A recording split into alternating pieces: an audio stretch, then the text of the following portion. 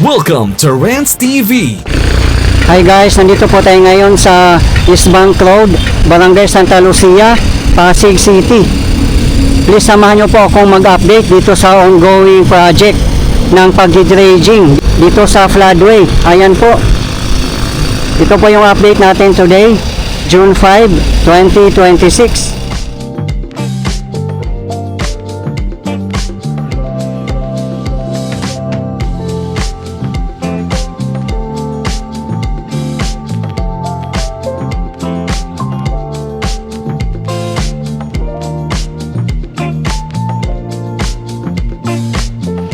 Nandito po sa gilid, ang dami na po nilang nahukay na mga lupa at mga burak. Kaya double time na po ang pagtatrabaho nila dito kasi maulan na po. Tatanggalin na po nila itong mga nakatambak na lupa dito sa gilid para pagdating ng mga baha ay hindi po ito mawawash out. Kahit ngayon po ay maulan-ulan.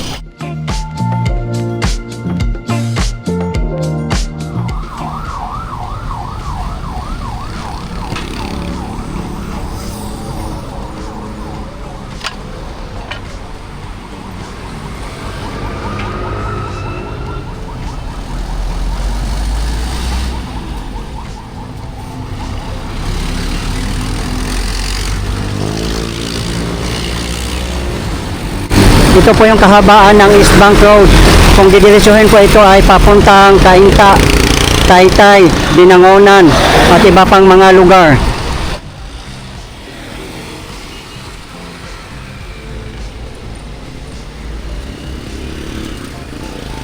Dito naman po sa kabilang side ay papuntang Ortigas Avenue, Marikina City at iba pang mga lugar. Nakatambay pa po itong isang backhoe. Ito naman ay nag-aantay pa ng mga dump truck na naghahakot po sa mga lupa.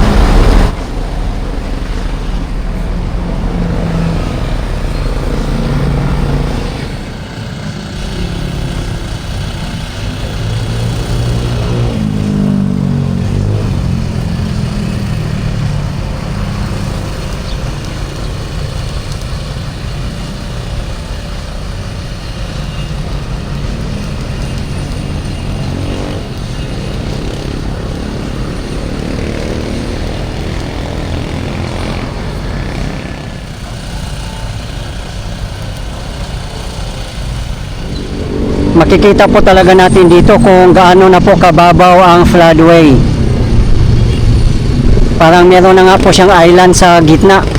At ang dami na pong mga water lilies o water hyacinth. Ayan po oh.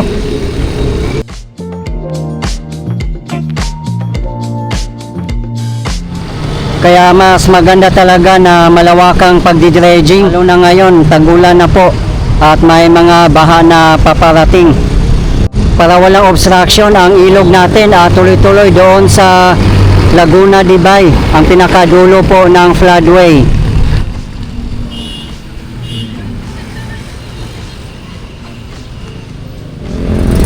Ayan naman po ang Legazpi Bridge.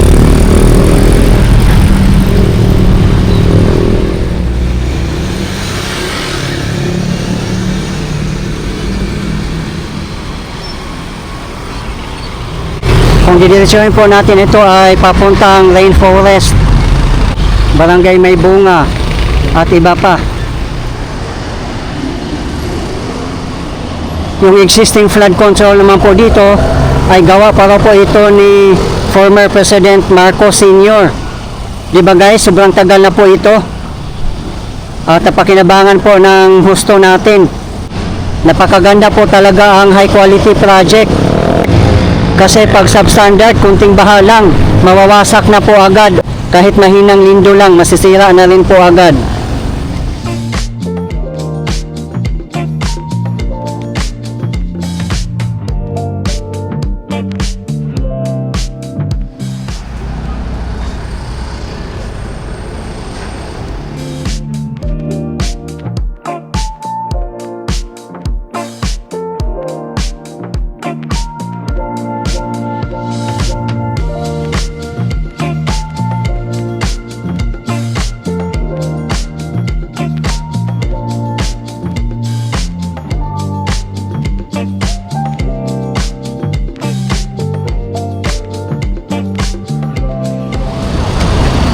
Ganyan po kakapal ang mga water hyacinth dito.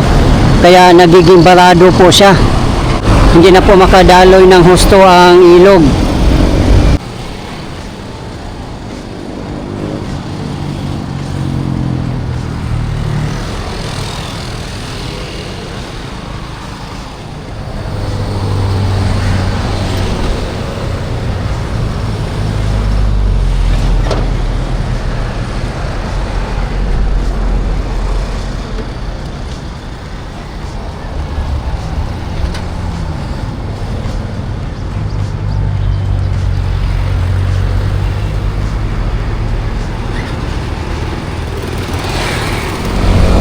Dito, oh, grabe, ang kapal ng mga water hyacinth.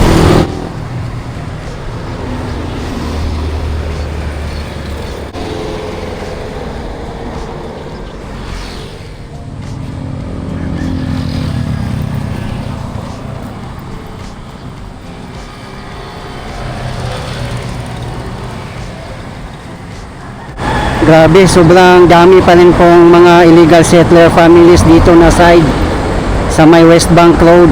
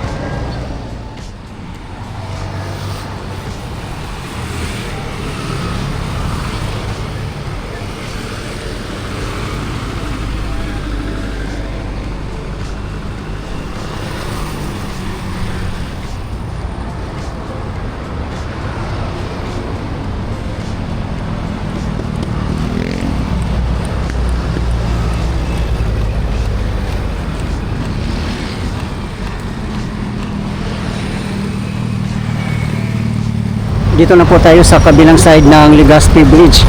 Kahit dito na area, grabe, nag-uumpukan ang mga illegal settler families.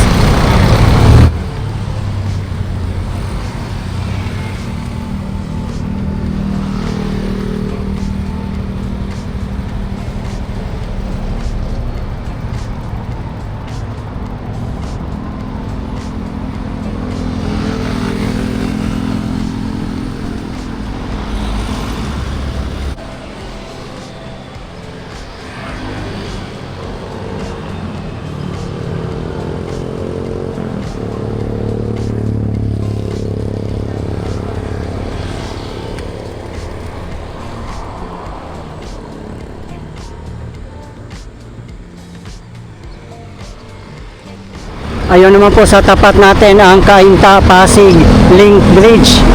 Ongoing pa rin po ang construction. Napakalaking tulong po yung bridge na yan pag matatapos.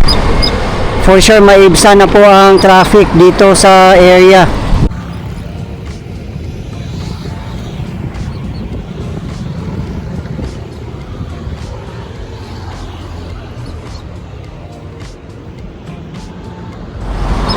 Ang pinakadulo po ng floodway ay Laguna de Bay.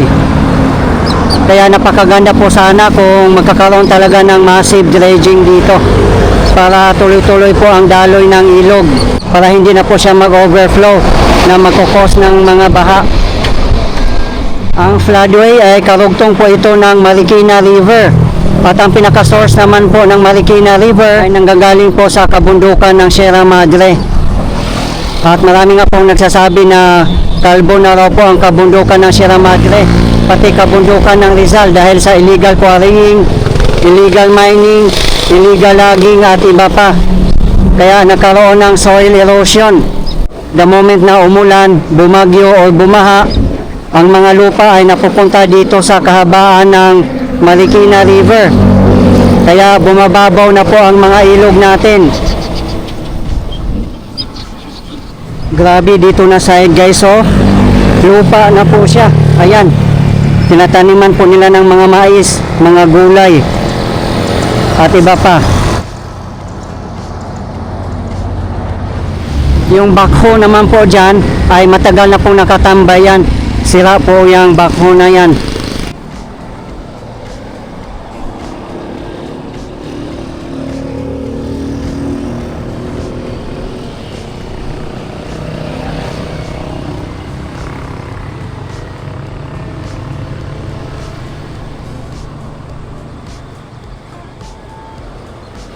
Ayan naman po ang river park at meron din po yung skate park.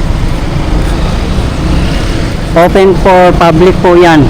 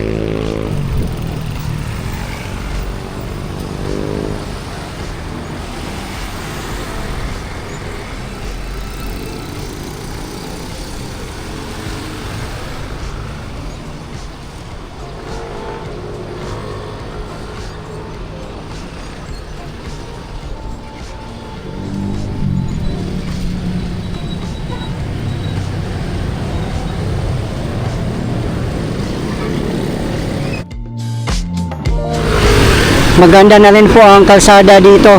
Bagong rehabilitate lang po. May portion lang po doon sa may bandang bungad sa may Ortigas Bridge ang hindi pa nalalatagan ng mga asphalt or hindi pa na-rehabilitate. Doon na lang po na side. Yung river park naman po dito ay hindi pa rin natatapos.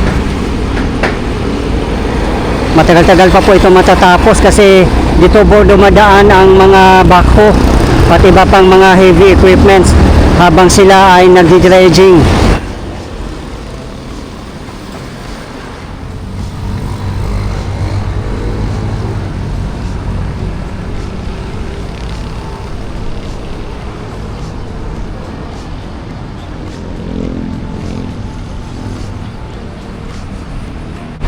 Ayun po sa tapat natin ang May Bunga Elementary School, Annex Building, at May Bunga High School.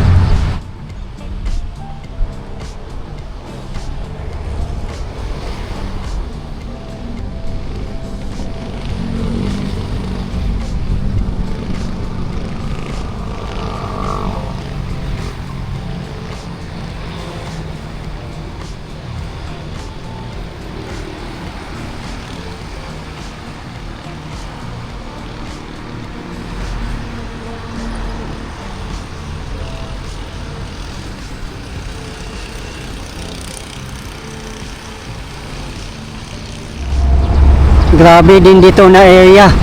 Halos wala ka ng ilog makikita dito. Puro talahib na mga damo. At iba pa.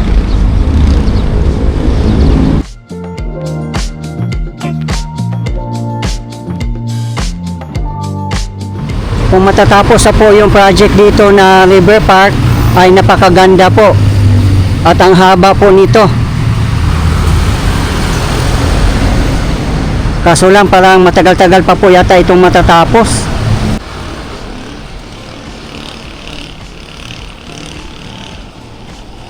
Marami na pong mga benches dito sa gilid. Pero I'm not sure kung tapos na po ba ito. Baka ganito lang po siguro ang design niya. Abangan na lang po natin, guys.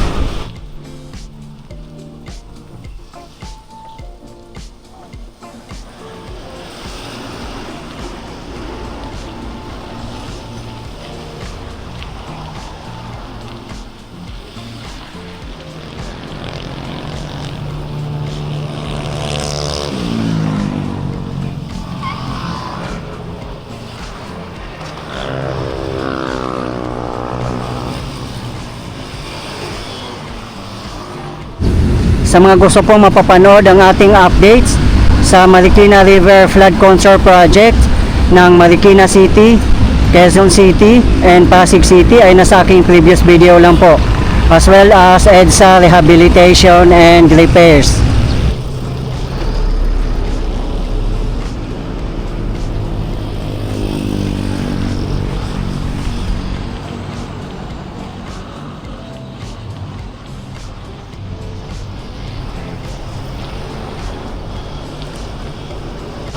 Papunta po tayong Ortigas Bridge, along Ortigas Avenue. Diyan na po sa bandang unahan natin.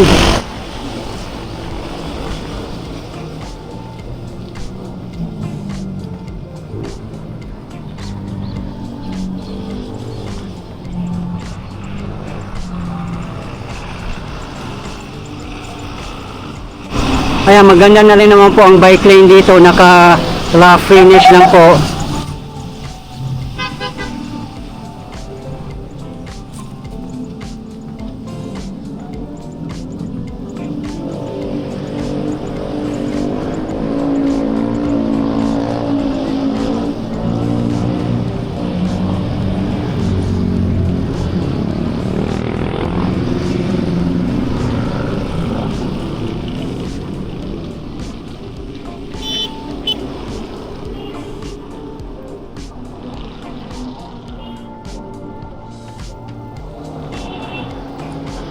Ayan, dito naman ay yung existing pa po ito na Riverwalk.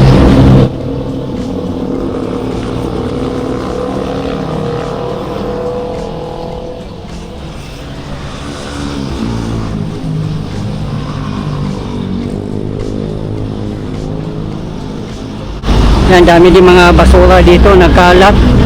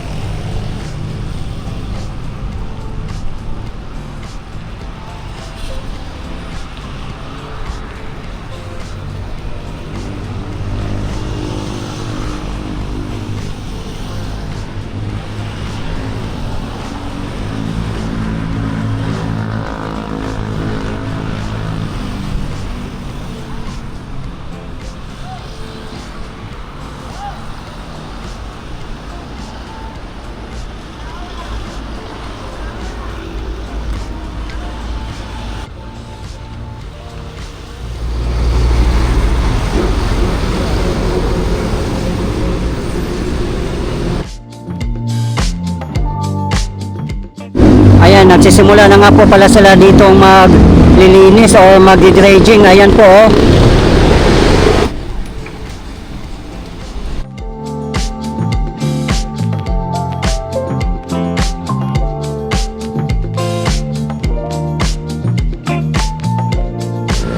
Doon sa may West Bank Road, sa tapat natin, as you can see, ang dami pa rin pong mga illegal settler families.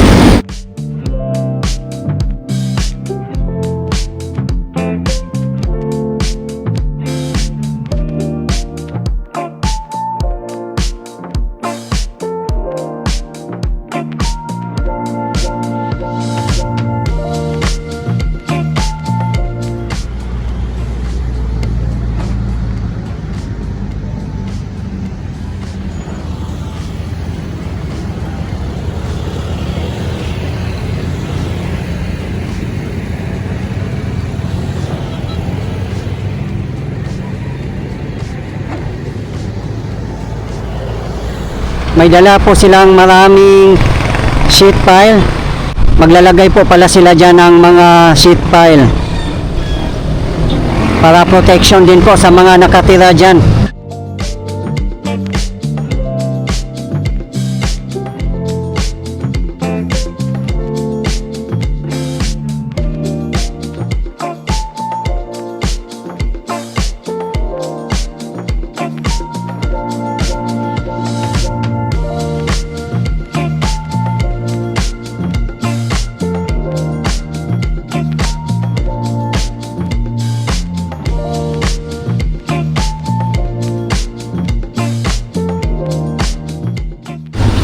Okay guys, ito po yung latest update natin ngayon dito sa East Bank Road, Barangay Santa Lucia, Pasig City.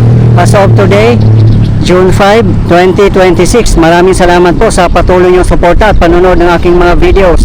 I really appreciate po. At hindi po ako magsasawang i-update kayo, lalong-lalo na po sa mga government infrastructures.